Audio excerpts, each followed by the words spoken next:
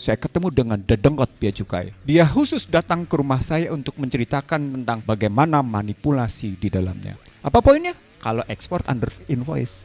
Saya mau bilang sama Anda, pemirsa FMN, secara sistemik struktural, Indonesia itu mestinya nggak ngutang. Satu ya. Ulang, sesungguhnya secara sistemik struktural, Indonesia mestinya tidak ngutang.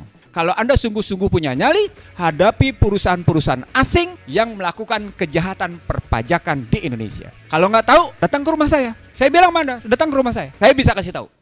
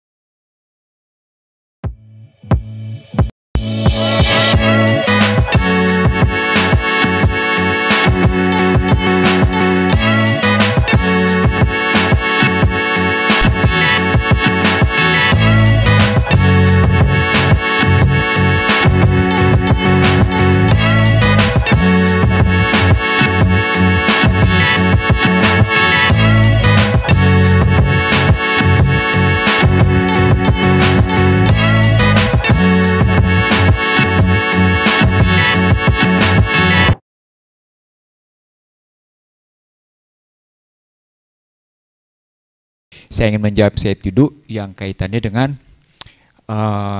Direktorat Jenderal Pengelolaan Pembiayaan dan Risiko, gitu ya. Saya ingin ngejawab di situ. Sebelum saya jawab situ, saya mulai dulu dengan analisis tentang tax amnesty dan pengakuan pajak sukarela (PPS), ya, yang kemarin. Bapak Ibu sekalian, kebetulan saya berdiskusi bukan dengan maksud saya bukan dengan orang kaleng-kaleng gitu. Saya diskusi dengan Wamenq, saya diskusi dengan Komisi 11 gitu. Bicaranya tentang tax amnesty. Saya bilang begini, ingat ya pengakuan Bambang Brojonegoro ya. Pengakuan Bambang Brojonegoro adalah ada ribuan orang pengemplang pajak gitu kan. Gitu, itu pengakuannya. Lalu saya bilang, mari kita persoalkan dengan istilah tax dan amnesti. Karena data saya menunjukkan ada problem pada dua hal tadi gitu. Nah, data-data itu menunjukkan ada hal yang tidak beres. Itu yang pertama. Yang kedua juga sama dengan di pengakuan sukarela PPS itu, yang berlanjut antara 22 Januari 22 sampai dengan Juni 22. Apa yang terjadi dengan tax amnesty yang pertama? Yang terjadi adalah tax ratio tidak meningkat. Ulang ya, tax ratio tidak meningkat. Apa yang kejadian dengan yang namanya PPS? Januari 2022 ke Jun 2022. Apa kejadiannya?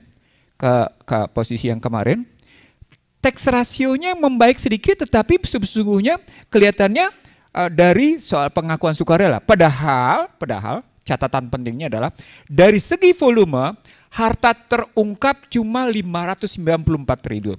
Deklarasi dalam negeri cuma 498 triliun, deklarasi luar negeri cuma 59,91 triliun, repatriasi 13,7 triliun, PPH 28,1 triliun, dan diinvestasikan pada SBN 22,34 triliun.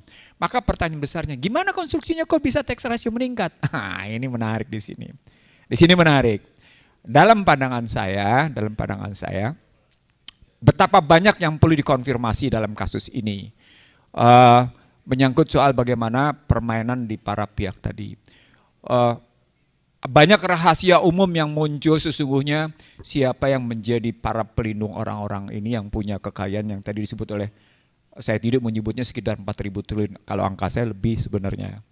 Karena tadi hitung-hitungan tadi itu menunjukkan mereka bermain-main seperti itu.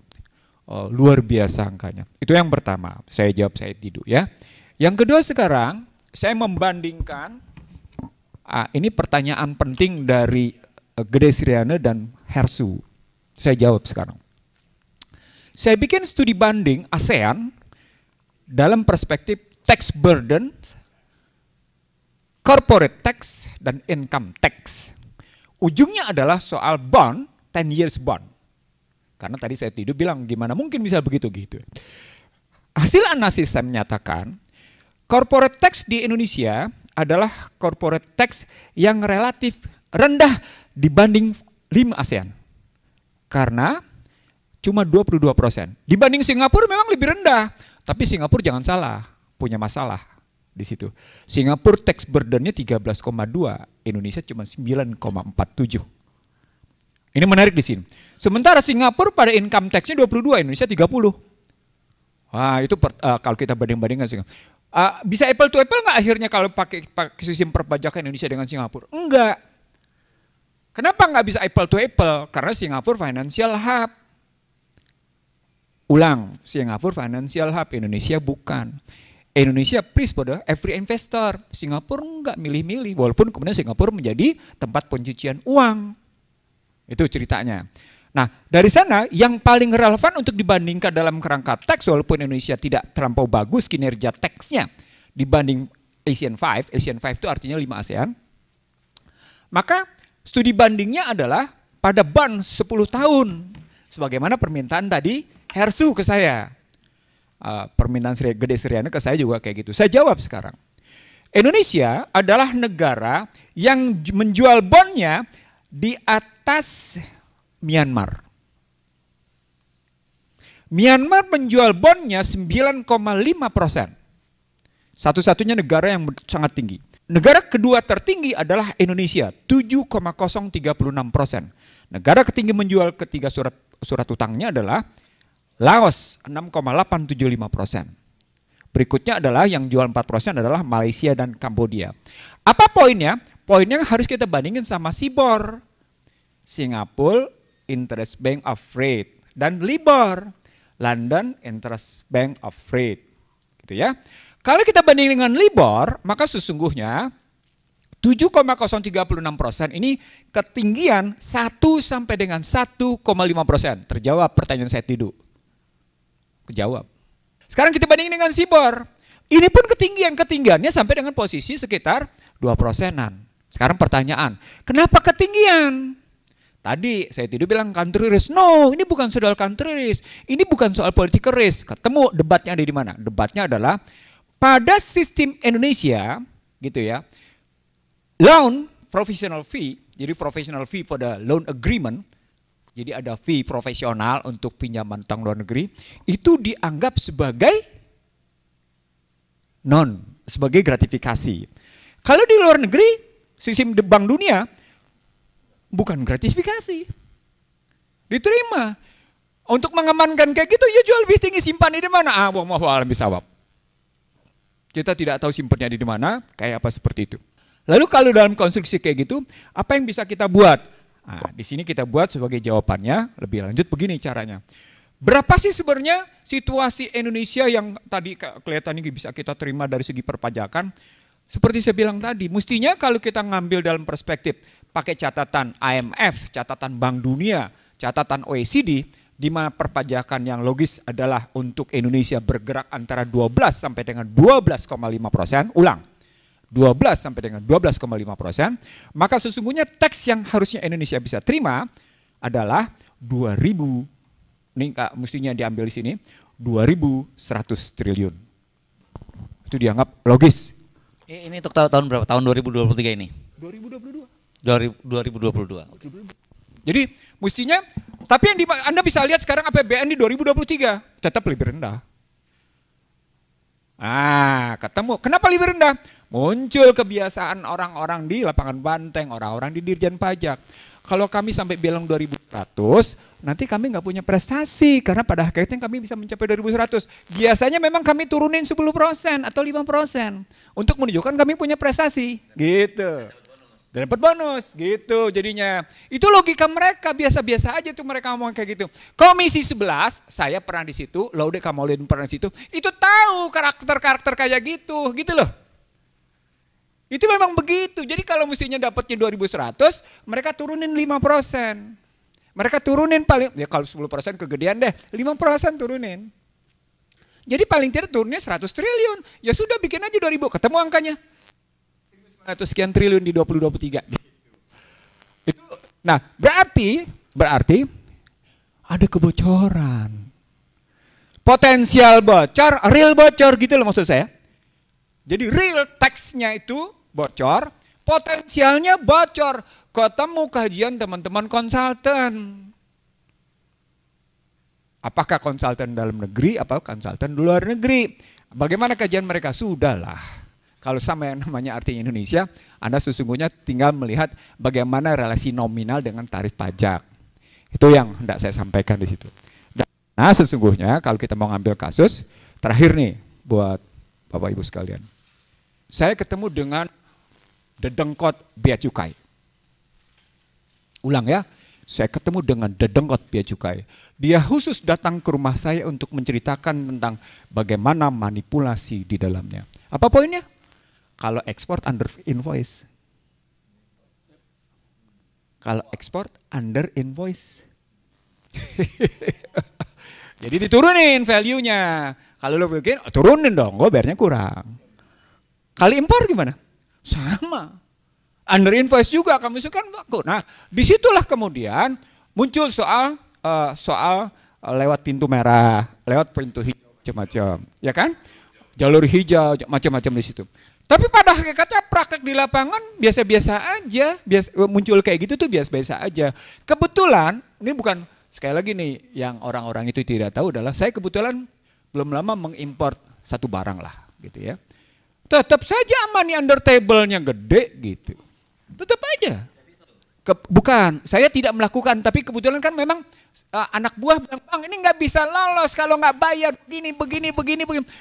Saya terus terang karena memang perbandingan harga lalu kemudian dengan kualitas ada problem untuk Indonesia. Kebetulan barang memang nggak ada di Indonesia, adanya di luar. Ya sudah. Ada lagi yang menarik dalam konstruksi misalnya untuk cerita deh, untuk yang produknya memang masih luar, untuk produk berkaitan dengan kecantikan gitu. Nah itu juga seru import-importnya dan luar biasa dan lagi-lagi tetap saja under invoice gitu. Jadi artinya sesungguhnya saya mau bilang sama Anda, pemirsa FMN, secara sistemik struktural Indonesia itu mestinya nggak ngutang. Satu ya. Ulang. Sesungguhnya secara sistemik struktural Indonesia mestinya tidak ngutang. Tadi kita udah bicara utang soal bond. Asal Anda tahu, dalam data saya paling terakhir tanggal 16 Maret 2023, jumlah global bond in US dominated 844, sekian triliun gitu ya. Ditambah dengan yen Japan denominated 47 sekian triliun.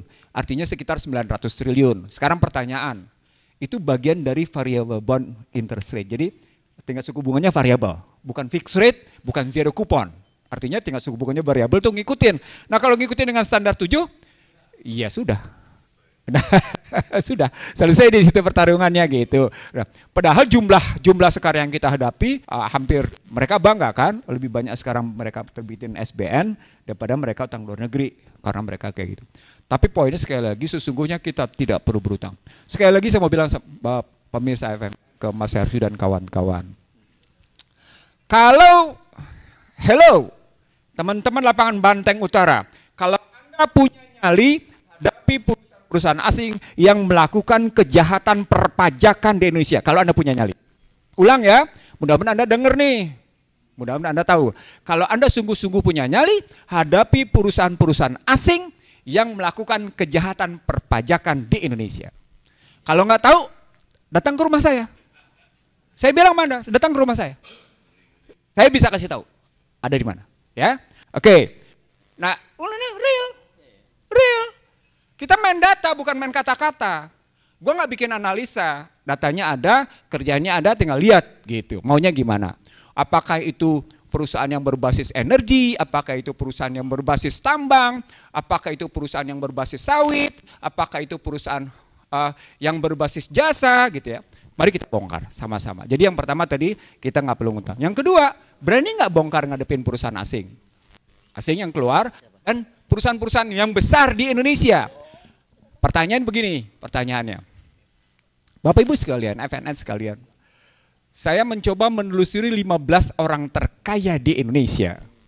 Anda tahu dari 15 orang terkaya di Indonesia, berapa kekuasaan mereka terhadap APBN? Coba tebak, berapa? 64,sekian% terhadap APBN. Apa poinnya? Mereka bisa mendikte APBN. Mari kemudian kita bandingkan jumlah kekayaan mereka terhadap yang namanya total aset. Jumlahnya sudah sama dengan capital adequacy ratio seluruh perbankan Indonesia. Apa poinnya? Wih, pendapatan mereka luar biasa. Kalau begitu sekarang kita lihat PPH mereka kayak apa, PPN mereka kayak gimana, PPH badannya kayak apa gitu. Gampang ngurutnya gampang sekali sesungguhnya kalau kita mau kerja benar gitu ya. Itu yang ketiga. Yang keempat sekarang dalam konstruksi begini. Tadi sudah saya sebut, saya menyarankan yuk, tapi mudah-mudahan dengan omongan ini mudah-mudahan tidak jadi ditutup ya, tidak kemudian diperbaiki. Lihat laporan keuangan Inalum 2020, 2021 dan 2022 khusus pada konstruksi bagaimana Inalum terhadap FCX. Oke, di sana akan kelihatan soal pajak. Karena FCX pernah melakukan klaim dia tidak mau bayar pajak atas ketentuan ditetapkan oleh pemerintah Indonesia dan itu jumlahnya luar biasa. Lalu cara baliknya adalah bagaimana ngebongkar laporan keuangan FCX. Ini salah satu contoh nih, saya cuma, gue bukan ngajarin ya, tapi ini kebetulan temuan gitu. Silakan ada bongkar laporan keuangan FCX, pertemukan kenapa mereka sampai berani menunda pembangunan smelter dengan membayar denda. Dari mana dia peroleh pendapatan denda? Hayo. Dan itu nggak uang kecil. Dia ikuti bayar denda pemerintah Republik Indonesia karena dia tidak punya pembangunan smelter. Itu baru satu. Itu belum cerita tentang yang namanya nikel, belum cerita energi, belum cerita yang lain-lain. Sekali lagi, bukan cuma sekedar pajak yang membuat kita sesungguhnya tidak perlu utang. Sumber daya kita pun sesungguhnya beres. Nah, jadi bukan isapan jempol negeri ini kaya. Kan ada, saya teringat salah seorang senior saya dulu menyatakan, San, jangan lagi bicara soal Indonesia kaya katanya. Karena kita sesungguhnya sudah miskin. Salah satunya lihat, kita mesti mengimpor energi luar biasa. Dari 1.600 diperlukan gitu ya, 1,6 juta barel maksudnya, 800.000 barel kita mesti mengimpor gitu, bahkan lebih gitu. Ya kalau dilihat dari fosil iya. Tapi lihat dulu sesungguhnya, saya masih ngebantah gitu dan saya ingat betul, di tempat dia saya ketemu dengan sejumlah tokoh mafia Berkeley. Ujungnya adalah sesungguhnya negeri ini dikelola dengan tidak jujur. Jadi kalau saya bilang tadi Joko Widodo terkena janjinya sendiri, kemakan sumpahnya sendiri, kasus yang sekarang ini adalah buktinya. Dia tidak bisa mewujudkan kata-katanya tentang pendirian badan penerimaan negara. Terima kasih.